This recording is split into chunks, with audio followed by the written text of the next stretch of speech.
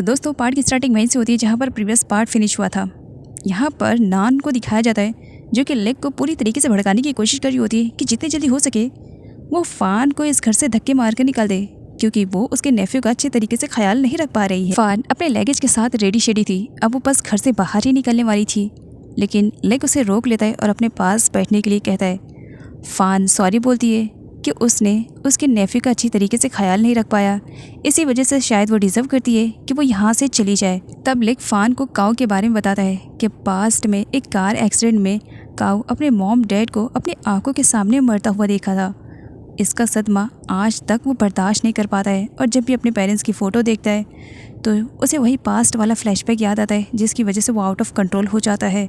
उसे संभालना बहुत ज़्यादा मुश्किल हो जाता है। और जहाँ तक मुझे लगता है कि तुम भी कहीं ना कहीं काऊ को अच्छी तरीके से समझती हो, क्योंकि कुछ टाइम पहले तुम उसकी स्कूल टीचर रह चुकी हो। जब से उसने कार एक्सीडेंट वाले सीन को देखा है तब से वो नॉर्मल स्टूडेंट के तरीके और नॉर्मल बच्चों की तरह बिहेव नहीं करता है। मैं बस उसे उसकी नॉर्मल वाली लाइफ देना चाहता हूँ और इसके लिए मैंने तुम्हें चुना है। क्या तुम इस तरीके से बीच रास्ते में उसे छोड़ करके चली जाओगी? क्या उसे ठीक करने में मेरी हेल्प नहीं करोगी? तब यहाँ पर फ़ान को समझ में आता है कि लेग उस पर गुस्सा नहीं है। फ़ान यहाँ पर लेग से प्रॉमिस करती है कि वो काऊ को ठीक करने में उसकी पूरी हेल्प करेगी और आज से ही काऊ को लेकर के वो और भी ज़्यादा पॉजिटिव हो जाएगी। जब बाद में नान को मालूम पड़ता है कि लेग ने फ़ान को नहीं निकाला है तो उसे बुरा लगता है। इधर बेचारी रोंग अपनी मॉम को लेकर के बहुत ज़्यादा परेशान थी। हॉस्पिटल में आने के बाद भी अभी डॉक्टर ने रोंग के मॉम को विज़िट नहीं किया था, क्योंकि वहाँ पर बहुत ज़्यादा नंबर था और रोंग का नंबर 35 था, जिसकी वजह से उन्हें काफ़ी लेट हो रहा था। अब यहाँ पर नीट को दिखाया जाता है जो कि रोंग की मॉम की कंडीशन देखता है, उसे बुरा लगता है और आगे जा कर के वो स्टाफ के साथ बहुत ज़्यादा नोकझोंक करता है कि रोंग की मॉम की कंडीशन ख़राब है और इस तरीके से वो लोग उन्हें देख नहीं रहे हैं। तभी वहाँ पर डॉक्टर आ जाते हैं। रोंग की मॉम की अचानक से कंडीशन और भी ज़्यादा ख़राब हो जाती है। उन्हें फटाफट चेक किया जाता है और डॉक्टर उन्हें ट्रीटमेंट के लिए लेकर के चले जाते हैं। तो पीछे से पैट नीट से कहता है कि उसने सारे लोगों के साथ जो किया गलत किया, क्योंकि यहाँ पर सभी को अपने रूल्स एंड रेगुलेशन फॉलो करने पड़ते हैं। रोंग पीछे से स्माइल कर रही थी क्योंकि पैट नीट को समझा रहा था कि उसने जो कुछ भी किया गलत किया। तब यहाँ पर रोंग आती है। अगर तुम्हें इतना ज़्यादा बुरा लग रहा है तो तुम ऐसा क्यों नहीं करते हो? जा करके उनसे सॉरी बोल दो, हो सकता है इससे तुम्हें जो गिल्ट फील हो रहा है वो नॉर्मल हो जाए। रोंग की बातें सुन करके पैट और नीट डिसाइड करते हैं और आगे चल करके वो दोनों सारे लोगों से हाथ जोड़ करके सॉरी बोलते हैं। और दूर से खड़ी रोंग स्माइल करती है और उन्हें बताती है कि वो दोनों बहुत ही अच्छा कर रहे हैं। वॉट अपने डैड के काम से लेग से मिलने के लिए उसके घर पर आया था, जिस पर लेग कहता है चलो अंदर चल करके बातें करते हैं। वो दोनों अंदर चले जाते हैं। पीछे से फ़ान जब मार्केट करके वापस आती है अपने ब्रदर वॉट की कार पहचान जाती है। वॉट यहाँ पर आया है, अगर वो यहाँ पर है तो इसका मतलब मुझे छुपना पड़ेगा, नहीं तो उसे मालूम पड़ जाएगा कि मैं कहाँ पर हूँ।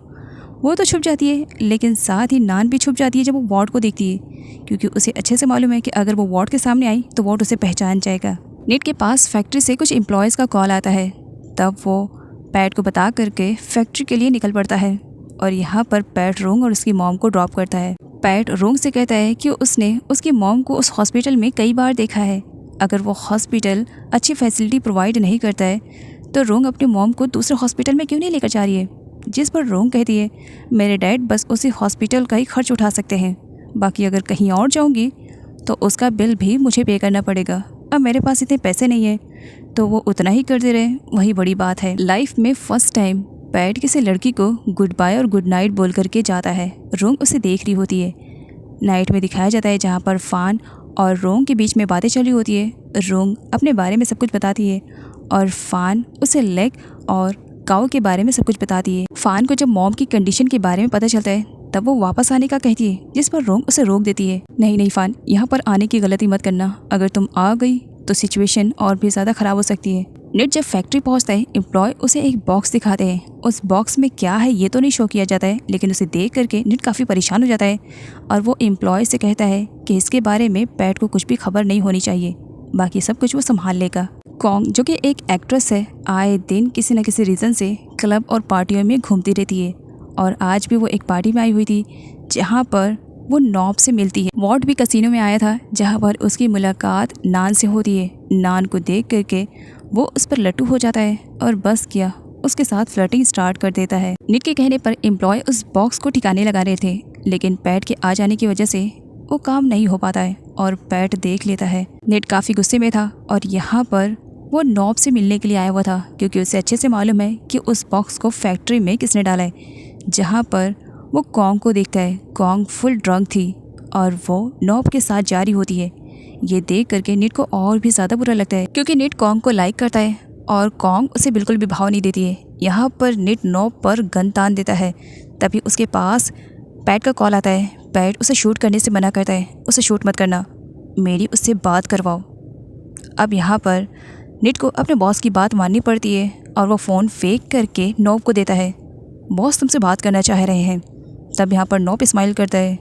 ओहो, तो तुम हो फाइनली, इतने दिनों बाद तुम्हारी और मेरी बात हो रही है। मुझे यकीन नहीं हो रहा है। वैसे क्या तुमने इसे मुझे मारने के लिए भेजा है? मुझे मारना इतना आसान है? वैसे काफ़ी टाइम हो गया ना, हम दोनों एक दूसरे से मिले नहीं हैं। तो क्या हम कल मिले?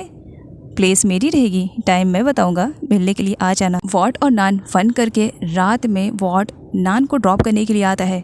नान उसे बाय बोल करके जब अंदर जा रही होती है, सडनली एक अननोन पर्सन उसके बालों को टाइटली पकड़ता है। यहाँ पर अय्याशियों में लगी हो। तुम्हें मालूम है ना, इस लेक के घर पर शिफ्ट करने में मुझे कितनी ज़्यादा प्रॉब्लम्स हुई थी। अब यहाँ पर शिफ्ट हो गई हो तो तुम्हारा क्या मकसद है, भूलो मत। इस घर को ज़रा अच्छे से देखो, यहाँ पर किस मकसद से आई हो। और पीछे से सारी बातें फ़ान सुन रही थी और उसे मालूम पड़ता है कि नान यहाँ पर किसी मकसद की वजह से आई हुई है। उसे यहाँ पर किसी ने भेजा है, लेकिन किसने, इसके बारे में अभी फ़ान को मालूम करना पड़ेगा। इधर नॉब जब पैट से मिलने के लिए जा रहा था, तब वो अपने गन में पूरी तरीके से बुलेट को भर लेता है। नॉब की बताए हुए लोकेशन पर पैट निट के साथ पहुँच चुका था। नॉब स्माइल कर रहा था। इतने दिनों बाद हम इस तरीके से मिलेंगे, मैंने कभी सोचा नहीं था। नॉब और पैट दोनों किसी टाइम में एक अच्छे दोस्त की तरह रहा करते थे। दोनों एक दूसरे के साथ ही सारे काम को किया करते थे, लेकिन आगे चल करके नॉब के दिल में लालच आ गई थी और वो इल्लीगल तरीके से काम करने लगा था। साथ ही वो ड्रग्स वगैरह में भी इन्वॉल्व हो चुका था और आगे चल करके उसने पैट को धोखा भी दे दिया था, जिसकी वजह से पैट ने नॉब को अपने ग्रुप से निकाल दिया था। जिसकी वजह से नॉब ने डिसाइड कर लिया था कि वो पैट को मार करके अब उसकी जगह पर माफिया बॉस बनकर रहेगा और उसकी पूरी पावर को यूज़ करेगा। यहाँ पर उसने पैट की कमज़ोरी को भी ढूंढ लिया था।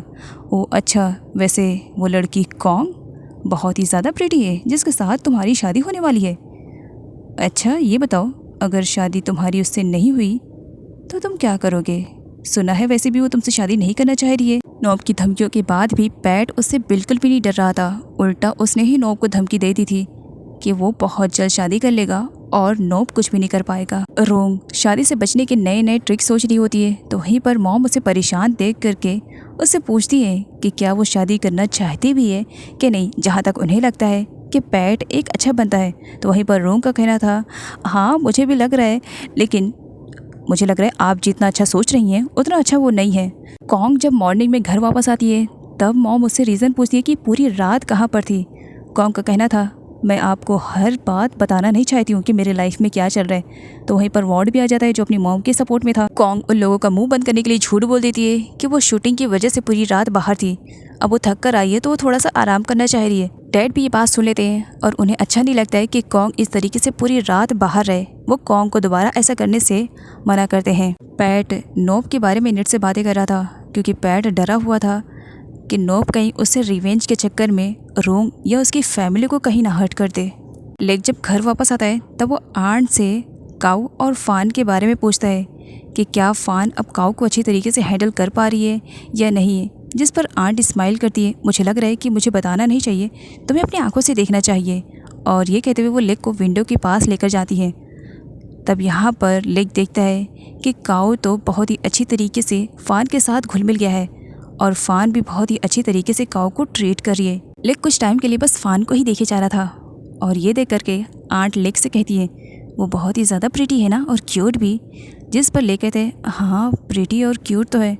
बाद में उसे रियलाइज़ होता है कि आंट ने उससे क्या क्वेश्चन किया था और स्माइल करने लगता है। नेक्स्ट सीन में दिखाया जाता है जहाँ पर पैट के कहने पर नीट रोंग के घर पर आया था। रोंग डर जाती है कि ये मुझसे ये जानने के लिए आया है कि मैंने शादी के लिए हाँ की या नहीं की, मुझे छुपना पड़ेगा।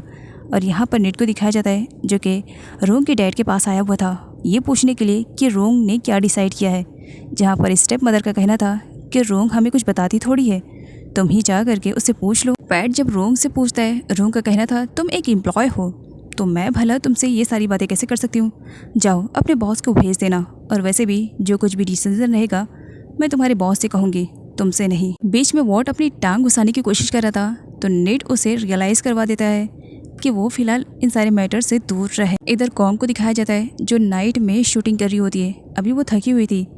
एक पर्सन आकर उसे बताता है कि काफ़ी टाइम से एक अननोन पर्सन उसका वेट कर रहा है, बाहर जा करके वो उससे मिले। जब कॉन्ग उस पर्सन से मिलने के लिए आती है तब उसे मालूम पड़ता है कि निड उससे मिलने के लिए आया है। अब निड जो कि कॉन्ग को बहुत ज़्यादा लाइक करता है तो वो चाहता था कि कॉन्ग भी उसे लाइक करे, लेकिन कॉन्ग निड को कहाँ लाइक करने वाली है, वो तो पैट जैसे पर्सन को लाइक करने वालों में से है। वो निड को घास भी नहीं डालती और सामने वहाँ पर एंट्री हो जाती है नोब की। नोब को देख करके वो सडनली उसके पास चली जाती है और उसे हक कर लेती है। कॉन्ग का कहना था कि वो ऐसे बंदे को लाइक करना पसंद करेगी जिसके पास खुद की पावर हो, ना कि किसी के इशारों पर नाचने वालों को लाइक करेगी। कॉन्ग की बातें सुनने के बाद बेचारे निड को बहुत ही ज़्यादा बुरा लगता है, लेकिन फिर भी वो कुछ रिएक्ट नहीं करता है। नाइट में लेक जब घर वापस आता है अपने घर के सामने वो पैट को देखता है और पैट से पूछता है कि वो यहाँ पर क्या कर रहा है, जिस पर पैट का कहना था मैं यहाँ पर जिससे बात करने के लिए आया हूँ मैं उससे बात करूँगा, मुझे तुमसे कोई बात नहीं करनी है। तब वहाँ पर फ़ान की एंट्री होती है। फ़ान को यहाँ पर पैट इंट्रोड्यूस करवाता है कि वो पैट है। फ़ान ने इससे पहले कभी पैट को नहीं देखा था और आज यहाँ पर उसे मालूम पड़ता है कि वही बंदा है जिसके साथ उसकी शादी होने वाली थी। तो वो डर जाती है कि वो अब क्या करे, ये बंदा तो यहाँ तक भी पहुँच गया है।